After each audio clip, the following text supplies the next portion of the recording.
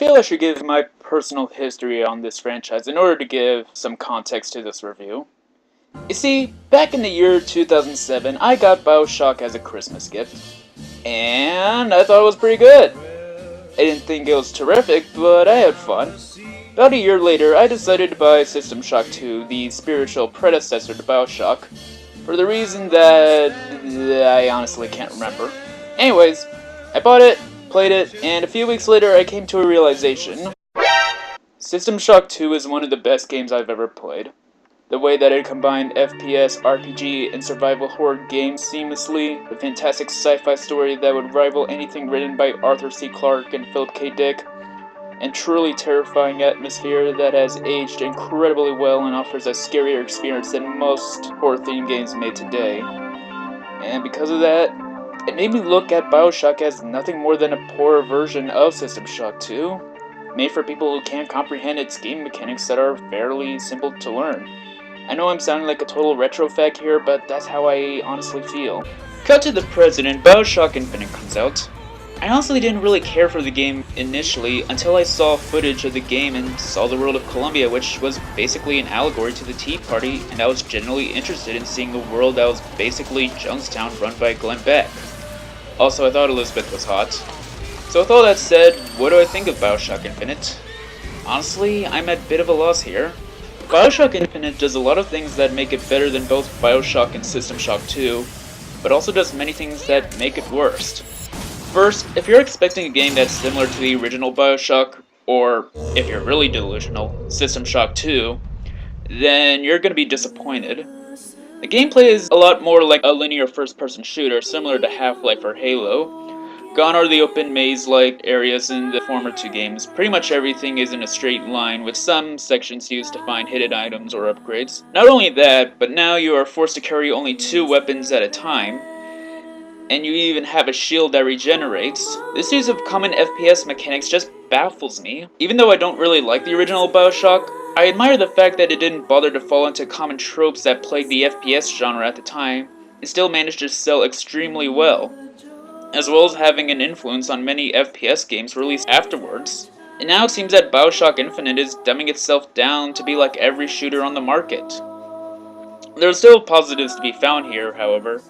Even though you have a shield that regenerates, you also have to manage your health, similar to how it was in the first Halo game. And even though I really hate the 2-weapon trope, I feel it works well with Infinite's RPG elements, where you have to narrow down the weapons you have to use and upgrade, preventing the player from using any weapons without consequence.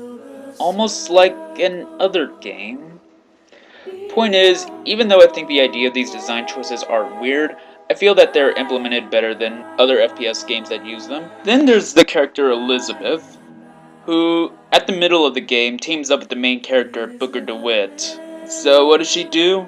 Well, she can open tears, which, in a gameplay sense, are just items that can aid you in combat. What confuses me about the tears are how there's no real consequence to use them. You can only open 1 tear at a time, but that's about it in terms of limitations. You'll rarely have the need to have 2 tears open at the same time, and there's no limit to how many times you can open and close the same tear. What else can she do?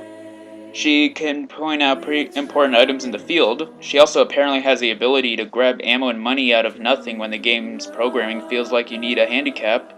She can also lockpick safes and doors to uncover hidden items. Oh yeah, I forgot to mention, hacking is no longer in this game.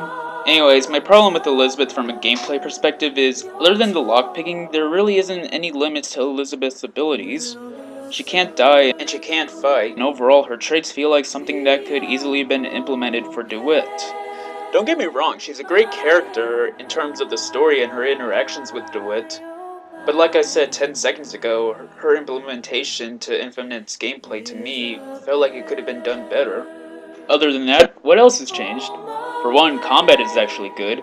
While System Shock 2's combat played like a first-person survival horror game, and Bioshock's tight and restrictive level design really made the player rely on simple circle strafing tactics, Infinite actually does a competent job with its FPS combat, with its more open and vast playing field and decent enemy AI.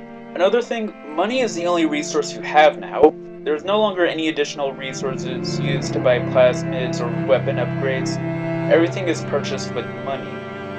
I actually like this design choice. Money, silver eagles as they're called, are not that plentiful, even having to lose some as a fee to come back to life, an improvement over Bioshock's lose half of your easily replenishable health every time you come back to life, forcing the player to think hard about which weapons and plasmids the player wishes to upgrade.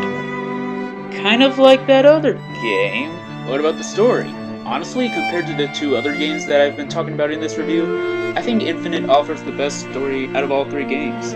For one, the main character actually has a voice and personality, and there are other characters that interact with DeWitt in person and not through audio logs, which greatly enhances many of the events and plot twists that occur in this game. Unlike in Bioshock, where a lot of the dialogue complements with the speaking protagonist as opposed to a silent one, especially considering the plot twists revolve around the main character's own existence and not hearing a single reaction from him just feels weird and doesn't fit a character that we, the players, are supposed to project ourselves onto.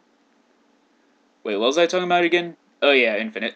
So yeah, the story and characters are fantastically written, and its mind-blowing ending left me with an emotional connection to the game. However, I can't judge Infinite solely on its story. I mean, it is a game, after all. In my opinion, I think it's a pretty decent one. There are certain gameplay aspects that feel more like a step down from Bioshock, feeling like it's trying to be like every other FPS on the market, but it also offers other features that make it similar to that one game I've been dick riding throughout this entire review. Overall, I think Bioshock Infinite is a decent game that's worth at least a rental, but there are other games released recently that I feel did a better job at implementing RPG and FPS gameplay together.